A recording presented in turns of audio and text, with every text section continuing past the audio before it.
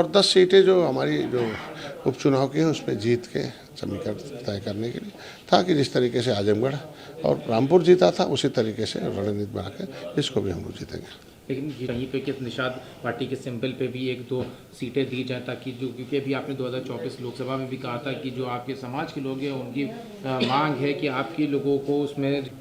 देखिए लोकसभा तो आपने देख लिया सब कुछ कि भाई ज़्यादा सीटें लूज हो गई, तो अब ज़्यादा सीटें लूज हो गई तो आज के दिन में परिस्थितियाँ कुछ अलग हैं।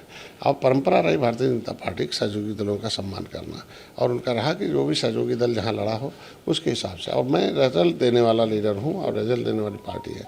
अपनी 11 सीट हारी हुई ली थी 15 में 2022 में और 9 जीत कर दिया था और भी 3 सीट जो हारे है 2-3 हज़ार वोटों से 4 हज़ार। तो आज के दिन में हम बेहतर परिणाम दिए हैं। उसमें आपने देखा होगा कि मझवा जीता था और कटेरी हार गए थे, फिर जीतेंगे हम लोग एनडीए के घटक के रूप में हम लोग तो घटक के रूप में क्या इसमें कुछ सीटें हैं 1, 2, 3 आपने एक बार टेक्निकल और नॉन टेक्निकल सीट्स की मेरी बात सुनो, बताई थी। मुख्यमंत्री के पास हम लोग सीट नहीं जीत के लिए काम करते हैं और जब संगठन की बैठक होती है माननीय गृहमंत्री मुख्यमंत्री और अध्यक्ष के साथ जब कार्यालय पर तो वहाँ तय हो जाता है कि कौन लड़ेगा। तो हम लोग तालमेल मिलकर अच्छे प्रत्याशी लड़ाते हैं, वो जीत के लिए बताए। अभी एक सवाल ये है कि दोनों डिप्टी सीएम भी ट्वीट किया कि संगठन सरकार के ऊपर है। कहा जा रहा है कि अंदर खाने काफ़ी ज़्यादा एंटी इनकम्बेंसी बढ़ चुकी है भारतीय जनता पार्टी और एनडीए में प्रदेश सरकार में। अब उसके बारे में तो उन्हीं से पूछा जाए तो बेहतर कि इन परिस्थितियों में उन्होंने लिखा है। लेकिन आज के दिन हम लोग पॉलिटिकल लीडर और टीचर हैं और टीचर और पॉलिटिकल टीचर होने के नाते नई पीढ़ी को लोकतंत्र के बारे में बताना आवश्यक है कि देश कानून और संविधान चलता है और वो सरकार चलाती है और सरकार को पार्टी चलाती है और पार्टी बिना संगठन के शक्ति के पार्टी खड़ा सरकार बना ही नहीं सकती है। तो संगठन कार्यकर्ता होता है तो ये तो सबको नई पीढ़ी को बताना ही पड़ेगा कि सर्वोपरि जो है वो कार्यकर्ता जमीन पर है, भाग विधाता गाँव में रहता है, विचारधारा वो लेके जाता है। तो ये तो सार्वभौमिक घटना को टाइमिंग से जोड़ा जा रहा है कि कई काफ़ी ज़्यादा, क्योंकि अभी बीते दिनों कुछ विधायकों ने विरोध किया, किसी ने बताया कार्यप्रणाली में फ़र्क है, कार्यप्रणाली को बेहतर होना चाहिए। उसी क्रम में केशव मौर्य के बयान को देखा उनकी नामौजूदगी उसी में देखी जा रही है। नहीं, नामौजूदगी तमाम ढेर सारे मंत्री नहीं थे।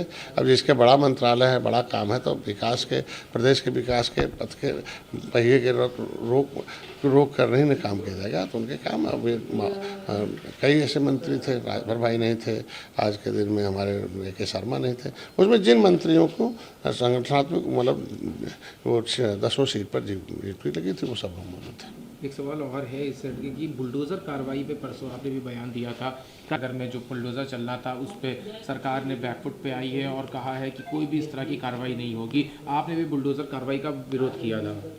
देखिए मैं धन्यवाद दूंगा मुख्यमंत्री को, संज्ञान में आने पर उन्होंने उस पर निर्णय लिया, उसके लिए हम अपनी तरफ से बधाई देते हैं। कुछ अधिकारियों की गलती की वजह से ढेर सारे गरीब जो है कानून के आड़ में उजड़ जाते हैं। ऐसा नहीं होना चाहिए। जो माफियाओं के लिए बना बुलडोजर, बड़े बड़े दहशतगर्द जो कब्जा किए हुए हैं सरकारी ज़मीन जगह, इसके लिए था।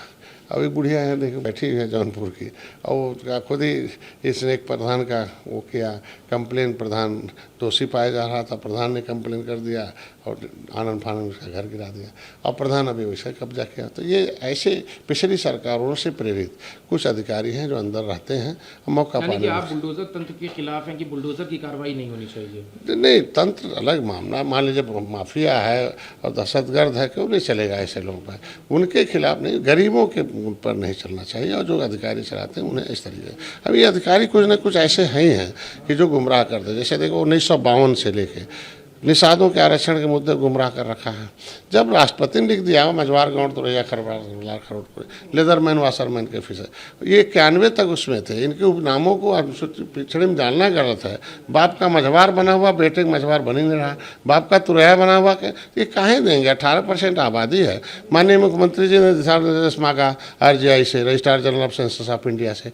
अब उसने क्या किया, दिशा निर्देश मुख्यमंत्री को देना चाहिए। लिख तो दिया कि केवट मल्ला मझवार हैं, अनुसूचित जाति की सूची में सेंसस 1961 में बढ़ित है, लेकिन उसने कहाँ भेज दिया? सामाजिक न्याय मंत्रालय को। अरे यार, मांग हम रहे हैं और भेज रहे हो तब दिल्ली। तो ये चीज़ उलझाने का, जैसे उत्तराखंड में है शिल्पकार जाति ने जातियों का समूह है और वहाँ जो है एक सूची बन गई, तो यहाँ भी हो जाए मझवार जाति ने जातियों का समूह है। तो ये 18% आबादी खुश होकर वोट देती ना आज के दिन में। तो ये अधिकारी कुछ ऐसे हैं जो लाए हुए हैं मुद्दों आप को। लेकिन अधिकारियों की बात करते हैं, आखिरी सवाल है। अखिलेश यादव तो कह रहे हैं कि सरकार है ताकि वोट बैंक छिटक ना जाए, जो लोग नाराज हैं, लोगों और सरकार को लगा कि उसका अंत पास आ रहा है, इस वजह से उन्होंने ये डिसीजन लिया है। देखिए, विपक्ष के पास बयानबाजी का ना कुछ बचता नहीं, अपने वो झूठ जो है, भ्रम, झूठ, लोगों को दहशत फैला, संविधान बदल जाएगा, आरक्षण। तो जो जातियां आरक्षण से ज़्यादा लाभ ले चुकी थी उनके अंदर भय पैदा किया। जो आरक्षण का फायदा नहीं लिया तो वो काहे डरेगा। तो ऐसी जातियों कि वो छुपा रहे इन लोगों का भ्रम जाल, जिस कारण से तो इसलिए बयानबाजी करते हैं।